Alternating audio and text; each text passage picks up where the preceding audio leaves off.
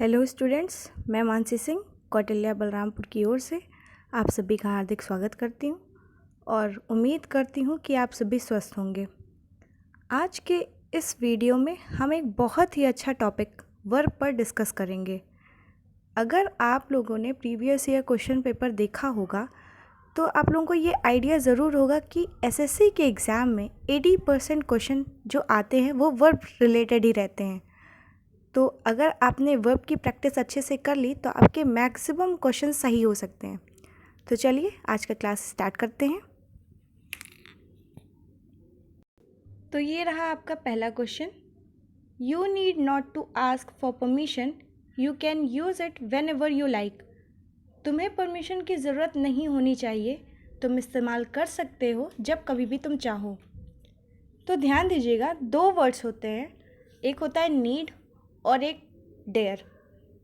और ये भी ध्यान दीजिएगा कि एक इसके साथ एक वर्ड और होता है need not and dare not. Dare not का मतलब होता है हिम्मत नहीं है और नीड नॉट का मतलब ज़रूरत नहीं है। आप लोग ने पढ़ा होगा ये टॉपिक।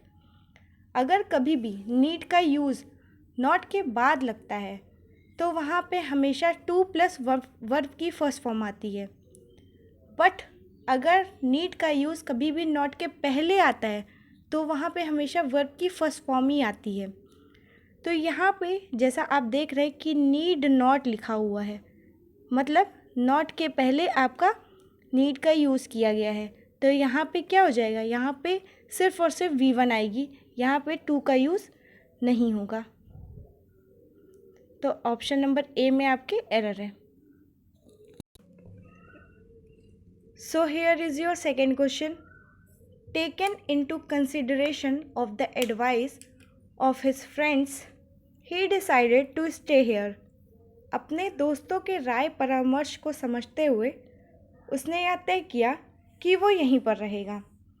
देखिए ध्यान दीजिएगा कि सेंटेंस की स्टार्टिंग जो भी होती है वो हमेशा वर्ब की आईएनजी फॉर्म से होती है, क्योंकि वर्ब की थर्ड फॉर्म तभी आ सकती है जब वह किसी नाउन की विशेषता बता रहा हो, या तो वह हेल्पिंग वर्ब के साथ आ सकती है। तो यहाँ पे ध्यान दीजिएगा, यहाँ पे ना ही कोई हेल्पिंग वर्ब है, ना ही इसके बाद में कोई नाउन आ रही है। तो इसको हम कह सकते हैं जीरेंट वर्किंग एज अ क्लॉज। तो यहाँ पे टेकन ना हो करके क्या हो जाएगा, taking, taken into consideration of. तो आपका एरर पार्ट 1 में मिला। So here is your third question. His aim is no more than to use unfair means to attain success in life. ध्यान रखिएगा, जब कभी भी no more, had better, had rather किसी सेंटेंस में आ रहा हो और उसके बाद then का यूज़ किया गया हो तो हमेशा वहाँ पे बेयर इन्फिनेटिव का यूज़ होगा। तो यहाँ पे क्या हो जाएगा, ऑप्शन नंबर बी में आपके एरर है, यहाँ पे टू का यूज़ नहीं होगा। इंग्लिश में कुछ सेंटेंसेस, कुछ फ्रेजेस, वर्ड्स होते हैं जैसे had better, had rather, would better, more than. इनके बाद हमेशा बेयर इन्फिनेटिव का ही यूज़ होगा। इसे आप लोग ध्यान में रखिएगा, ये आपको एग्ज़ाम में बहुत ही ज़्यादा हेल्प करेगा। सो here is your fourth question. Carry a bag in his hand the slipped out unnoticed. देखिए ध्यान दीजिएगा, किसी भी सेंटेंस की स्टार्टिंग V1 से नहीं होती है। अगर सेंटेंस में सब्जेक्ट हो तो उसके बाद वर्ब आ सकती है, लेकिन अगर सेंटेंस में सब्जेक्ट ना हो तो हमेशा सेंटेंस की स्टार्टिंग आपकी आईएनजी फॉर्म से ही होगी। और लेकिन यहाँ पे आपकी स्टार्टिंग V1 से हो रही है तो यहाँ पे कैरी ना हो कि क्या हो जाएगा, कैरिंग हो जाएगा। ध्यान दीजिएगा, यही छोटी छोटी गलतियाँ ही हम करते हैं और इन्हीं गलतियों को आप ध्यान रखेंगे तो आपके क्वेश्चंस हर एग्ज़ाम में सही होंगे। So moving toward our next question. Everyone of the students is looking forward to be an officer and wants to serve the country. Everyone के बाद इज़ लिखा हुआ है तो वो एकदम सही होगा। रूल अगर आपने पढ़ा होगा तो एवरीवन के बाद सिंगुलर वर्ब का यूज़ होता है तो यहाँ पे इज़ एकदम सही हो गया। अब देखिए, is looking forward to be an officer. तो हमने जैसे पढ़ा हुआ है, जो हमारा रटा रटाया हुआ है कि टू के बाद हमेशा वर्ब की फर्स्ट फॉर्म आती है, लेकिन कुछ फ्रेजेस होते हैं जो अपने बाद जीरेंड को कंटेन करते हैं। जीरेंड, उनके बाद जीरेंड आता है। तो आप लोग अपनी कॉपी में चाहें तो नोट कर सकते हैं। जैसे वो वर्ड होते हैं accustomed to, habituated to, addicted to, with a view to, look forward to and be plus used to। इनके बाद अगर आप वर्ब की फर्स्ट फॉर्म यूज़ करेंगे तो सेंटेंस आपका गलत हो जाएगा। इन सारे फ्रेजेस के बाद हमेशा ing फॉर्म आएगी। तो यहाँ पे ऑप्शन नंबर बी में बी की जगह क्या हो जाएगा, आपका हो जाएगा बीइंग। तो error is in option B. So बढ़ते हैं अपने अगले क्वेश्चन की ओर।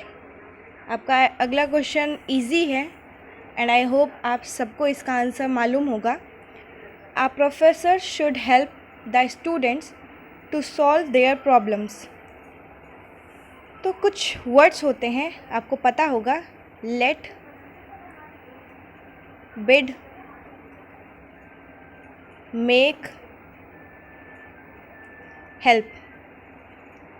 इन चारों के बाद हमेशा वर्ब की फर्स्ट फॉर्म ही आती है। कभी भी अगर ing फॉर्म आती है तो वो गलत हो जाएगा, और 2 + V1 आएगा तो वो भी गलत हो जाएगा। हमेशा इन चारों वर्ड्स के बाद वर्ब की फर्स्ट फॉर्म आती है। तो अपना सेंटेंस देखिए, a professor should help the student to solve their problems. तो हेल्प के बाद आपका टू नहीं आएगा, तो यहाँ पे आपका गलत हो जाएगा टू, और ये पार्ट में एरर हो जाएगा। So here is your next question. Do you feel like going to a film or would you rather to stay at home. Would आपका मोडाल वर्ब है, और किसी सेंटेंस में जब वुड और रैदर एक साथ आते हैं तो उसके बाद हमेशा बेयर इन्फिनेटिव का यूज़ होता है। इन्फिनेटिव आपके क्या होते हैं, इन्फिनेटिव होता है आपकी 2 + V1, और बेयर इन्फिनेटिव क्या हुआ, सिर्फ और सिर्फ V1। ये आपकी बेयर इन्फिनेटिव हुआ। तो जब किसी सेंटेंस में वुड आए, रैदर आए, तो वहाँ पे बेयर इन्फिनेटिव आता है। तो इस सेंटेंस में एरर हो जाएगा पार्ट 4 में, यहाँ पे टू का यूज़ नहीं होगा, आपका होगा would you rather stay at home. So moving toward our next question. Do you doubted about the success of this boy who is used to work hard in all the circumstances. अगर आप sentence को ध्यान से देखें तो आपको इस sentence में एक नहीं बल्कि 2 जगह एरर मिलेंगे। तो चलिए फाइंड करते हैं। Do you doubted about, do आपको पता है to do form of verb है, और जब टू डू आता है तो हमेशा V1 आता है, ठीक है। तो डू यू डाउटेड, तो यहाँ पे क्या हो जाएगा, डाउट हो जाएगा। एक एरर आपको यहाँ पे मिलता है। The success of this boy who is use to आपकी फ्रेज है, ठीक। और यूज टू जब भी आता है तो उसके बाद हमेशा ing फॉर्म यूज़ होता है, ing फॉर्म। तो यहाँ पे क्या हो जाएगा, वर्क की जगह आपका हो जाएगा वर्किंग। तो आपको पार्ट सी में भी एरर मिला। तो आपको एरर कहाँ मिला, एक ये डाउटेड की जगह डाउट हो जाएगा और वर्क की जगह वर्किंग हो जाएगा। So here is your next question. It is high time the government takes effective steps against corona. आपको पता है it is high time, it is time and it is about time.